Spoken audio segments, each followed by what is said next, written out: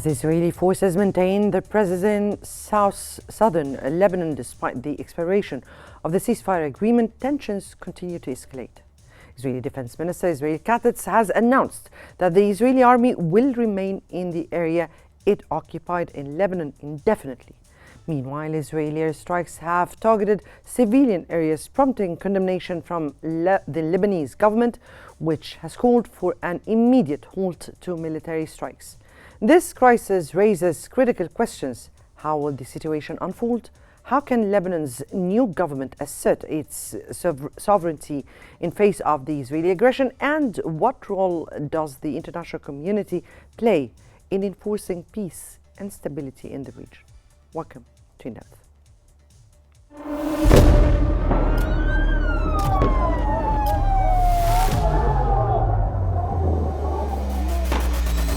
كل المستهدفين هن مدنيين.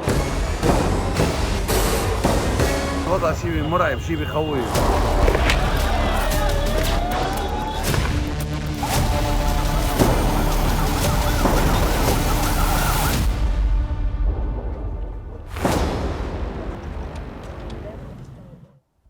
Israeli occupation forces are remaining indefinitely in southern Lebanon, violating the ceasefire agreement as announced by Israel's defense minister.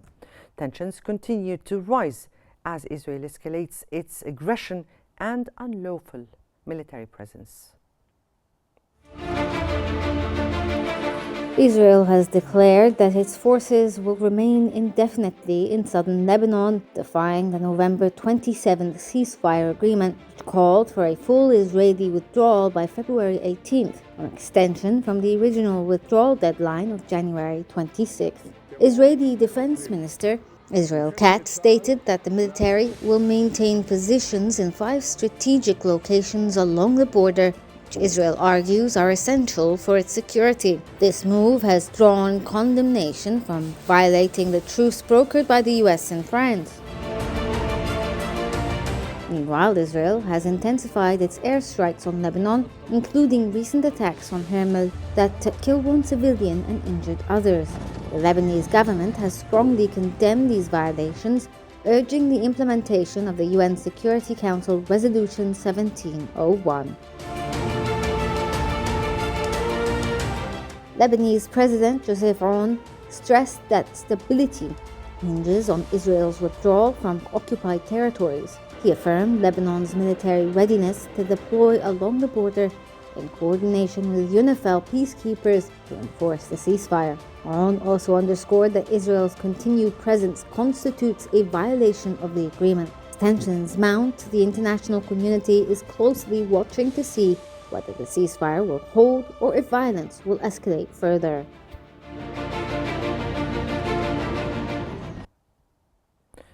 Israeli occupation forces have said that it killed Hezbollah key operative Mohammed Mahdi Ali Shaheen in southern Lebanon, according to the Israeli newspaper Haaretz. The Israeli drone attack was carried out in the Hermel area in Lebanon. The Israeli newspaper added that the occupation army statement said that Ali Shaheen acted for the renewed establishment of Hezbollah.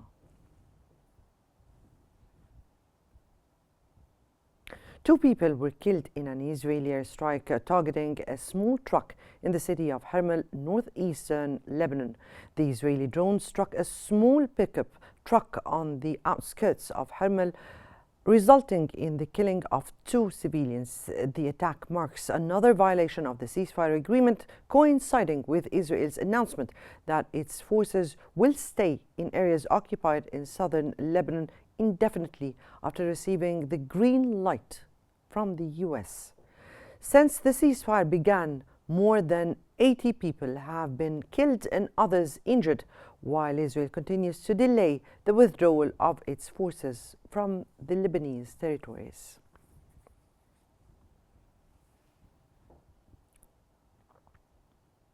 Well, and for more analysis, we're joined from Beirut by Mr. Abdullah Naima, a political analyst, and Mr. Fawzi Boudiab, writer and political analyst at Al-Anba newspaper. Good afternoon to you both, gentlemen, and welcome to Qnews and In Depth. And let me start here with Mr. Naima. Israel's defense minister recently announced that Israeli forces would remain in southern Lebanon indefinitely. What does this mean for the security situation on the Lebanese-Israeli borders?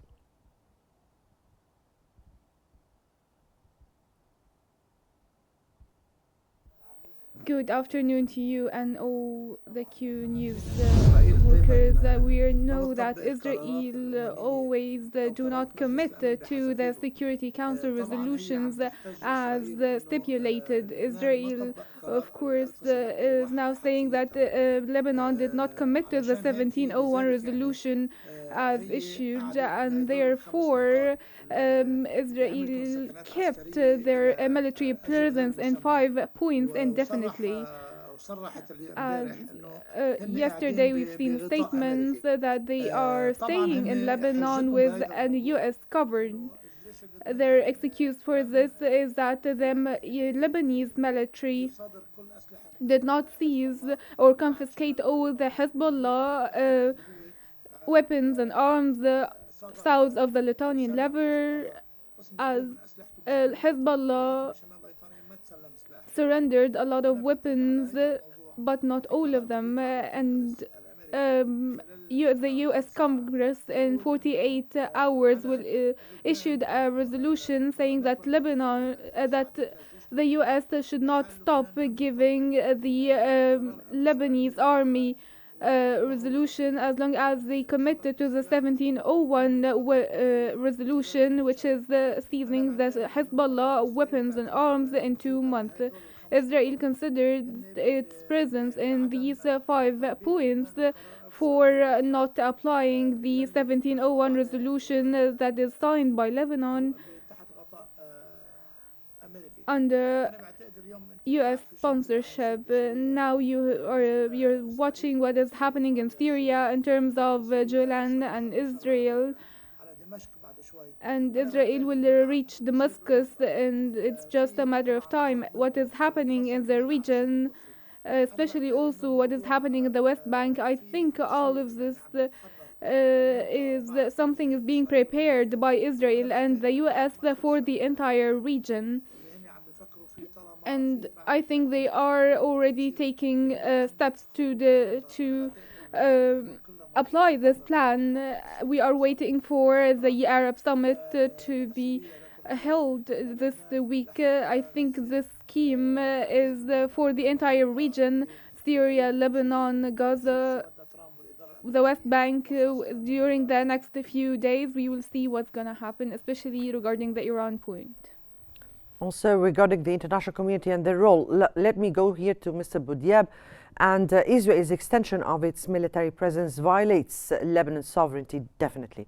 How do you see this playing out politically in Lebanon, particularly given the new political landscape in Lebanon and definitely the new government?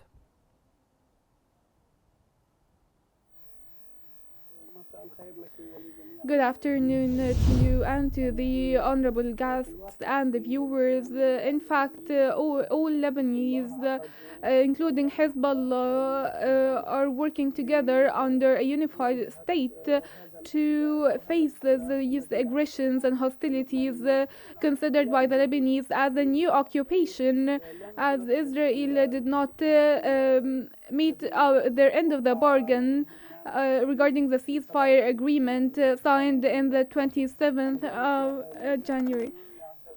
And therefore the Lebanese people, considering this aggression as it's opening the way for more implications internally.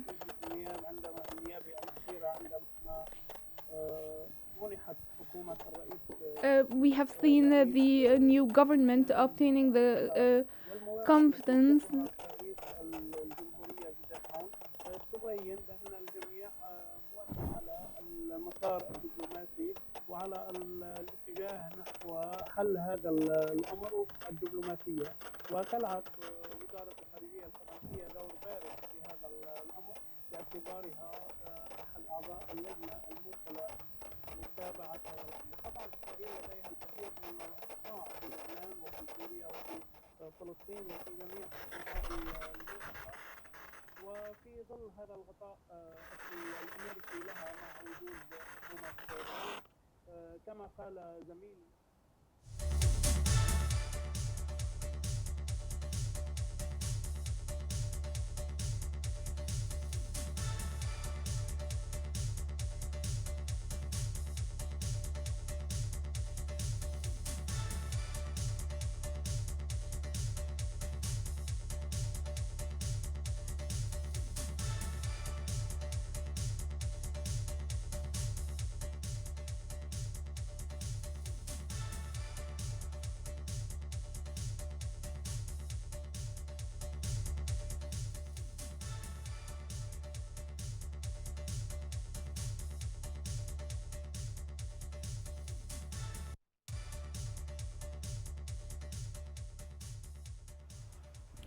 Right, there seems to be a technical problem here, so we'll have a very short break and come back.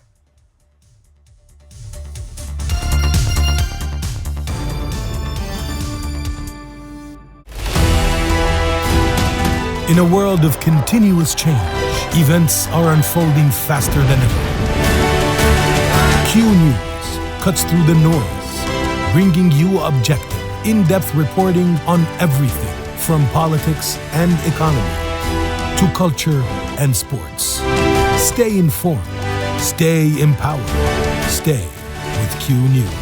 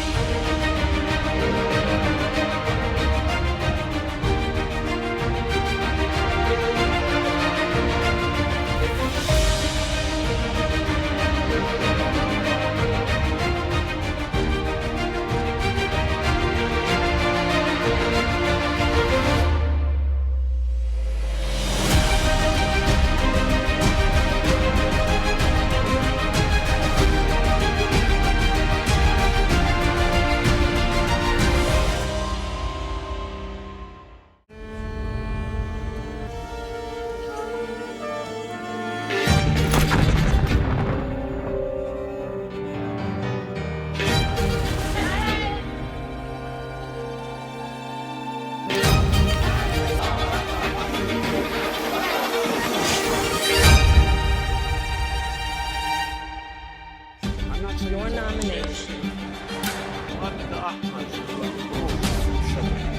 in the European Union.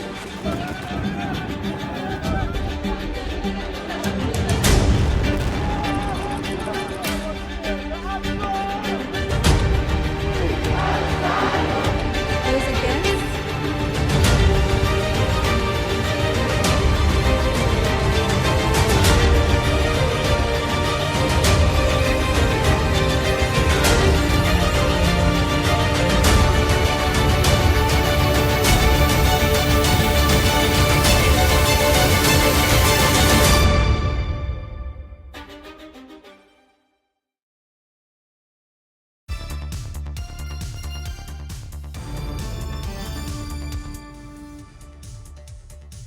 Well, welcome back. And Mr. Naima, let me here ask you, despite the ceasefire agreement, the fact that Israel postponed the withdrawal deadline 2 times, Israel continues its military operations in Lebanon and has kept its occupation forces there.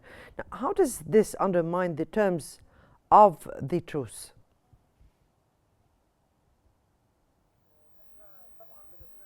Of course, we in Lebanon, طبعا من لبنان إن كان من عامة الشعب أو من whether the people, السياسيين أو من the public, الإعلاميين أو من or the الصحفيين politicians, the ما بعتقد media, إنه في حدا I don't think يعني that كان عنده الاتباع any of these الكامل على بنود parties is الاتفاق fully اللي aware جرى of the truth بيننا وبين items. إسرائيل that took place between Lebanon and Israel. Even parliament members did not have full closure regarding the agreement. Some items were announced and some weren't. And unfortunately today what we have given Israel by this war that we didn't give even during peace. I don't know why Lebanon would give Karish to Israel and give this humiliating agreement to Lebanon. We could have avoided all the destruction and given Israel less with this humiliating agreement. We know today that we do not know anything about the items of the agreement. That they are saying that Israel has the right to bomb any region at any time, and they say that this is a requirement and this falls under the agreement, especially with their prisons, their indefinite prisons, and 5 points not to leave the Lebanon and to keep their prisons on the Lebanese front with US cover. Now all of us as the Lebanese people are calling upon the Lebanese state and government as the only entity to protect the Lebanese people with diplomacy before military, because we are aware that the Lebanese military is capable of taking control in Lebanon. But when we create this confrontation between the Lebanese army and the IDF, this is an unfair confrontation, but the diplomatic path to handle and address the new Israeli occupation is the best path. And today with the southern areas there is no such thing as a war with Israel, because there's no the forces here do not meet each other. This is a complete destruction phase for Lebanon and for the Lebanese people. When the Lebanese president visited the Sur village and went to the barrack, to the Lebanese barrack, there were protesters from the Shiite party requiring the Lebanese government for reconstruction. The confidence has been granted only for 2 days. Of course, he promised the reconstruction, but this is his first visit, and he shouldn't be seeing protests from Hezbollah. I think what's better is that they protest against Hezbollah, who created this war and the situation that we are living in. We need to get rid of Mr. Nama, let me take it here to Mr. Boudiab. And Mr. Boudiab, with all respect, what do you have, or what's your comment on what Mr. Nama said, and definitely in light of what the Lebanese minister has repeatedly spoken about the ceasefire Israeli violations, or the violation of the Israeli occupation forces to the ceasefire agreement, and how do you view? First, let me take your opinion about what Mr. Nama said, and then how do you view the Israeli violations in light of the Israeli latest aggressions and the occupation forces' existence in areas in Lebanon up till this minute?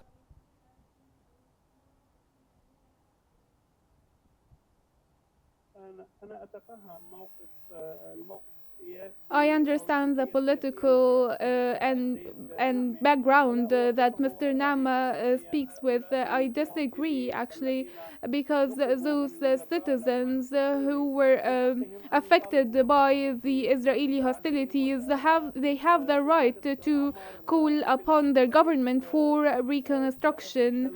And President Nawaf Salam, Prime Minister Nawaf Salam, announced this more than once. He said it's not a promise, it's a commitment, and it is an essential issue as the state has the duty to reconstruct and to. There are different reasons that led to this war, and despite of these reasons, a reconstruction is a must. Israel is no longer only violating the ceasefire agreement, it is now an occupying force for Lebanese territory. And this occupation, there is an announced agreement between all factions expressed by the Hezbollah Secretary General during the Nasrallah funeral, that Hezbollah is under this agreement and will pledge the land to the Lebanese state, which is announcement that he gave up the logic of power using weapons and arms to liberate land. Also, the government announced that they are committed in the diplomatic frameworks to communicate with international entities, especially France and the US. Sponsors to these agreements to liberate the land and the Israeli withdrawal from all Lebanese territories.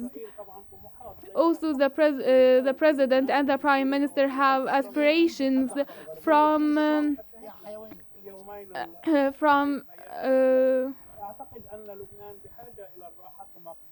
Lebanon here needs a lot of work, as stated by the president. Lebanon should no longer be exposed to such wars and conflicts, and the international community should have a decisive stance towards the Israeli violations. Hezbollah as well shall be committed to all the resolutions, especially 1701 resolution and the ceasefire agreement, and not go back to the south of Lithuanian level and north of Lithuanian level tone that we are used to. Mr. Nama, here the Lebanese government, the new government, has already called for an end to the Israeli violations. Now, how can Lebanon ensure that Israeli forces are held accountable for their actions if the Israeli defense minister already came out and said that they took the green light from the US to stay?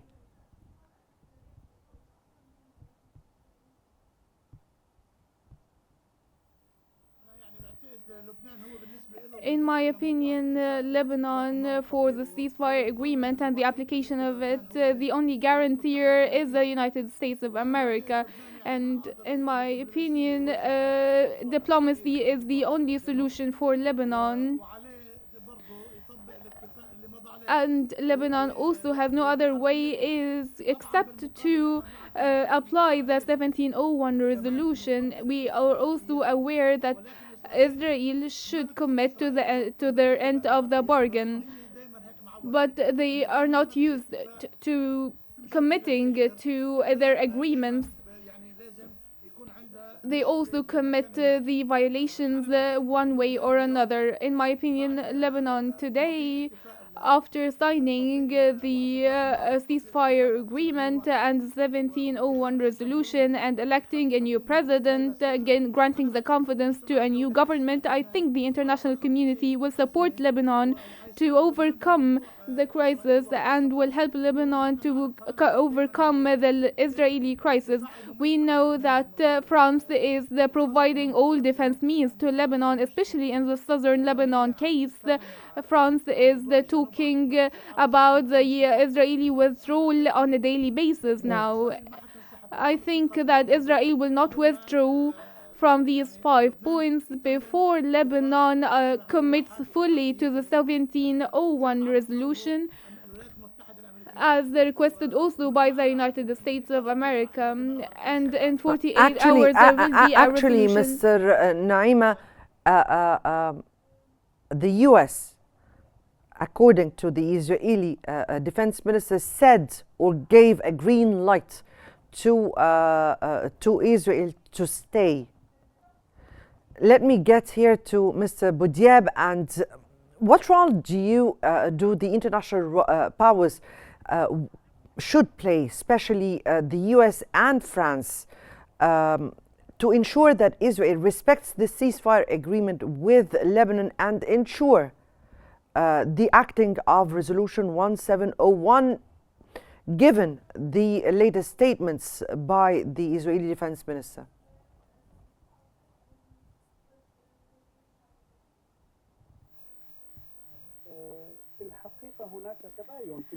In fact, there are discrepancies in the US and French stance towards the 1701 resolution application and the ceasefire agreement. The Israeli side said that they have the green light from the White House to stay in the 5 points, and the Minister of Foreign Affairs and Minister of Defense from France were in Lebanon, and they announced that they are following up very closely the matter of Israeli withdrawal from the 5 points, and they are working on a diplomatic basis in this regard.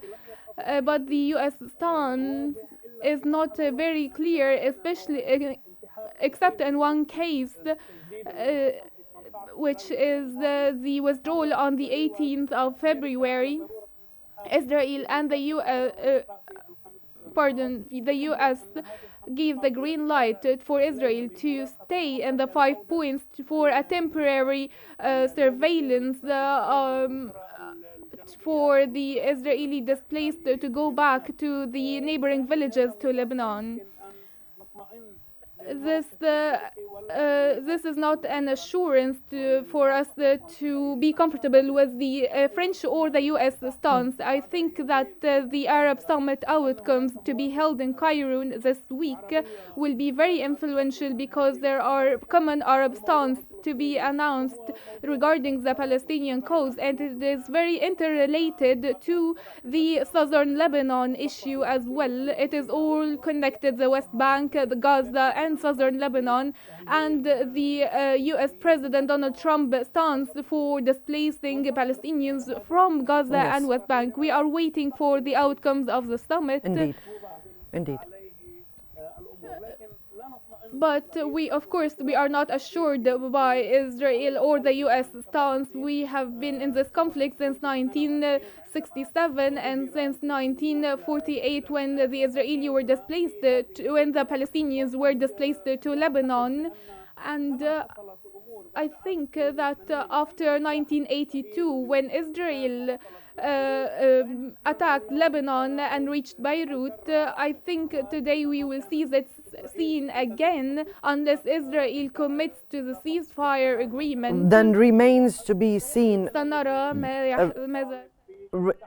Remains to be seen, Mr. Boudiab, on the 4th of March, and the Arab stance that will come out of this very extraordinary meeting. That was Mr. Fawzi Boudiab, writer and political analyst at Al-Anba newspaper, and Mr. Abdullah Naima, political analyst. We thank you both, gentlemen, for your insights and for your valuable analysis.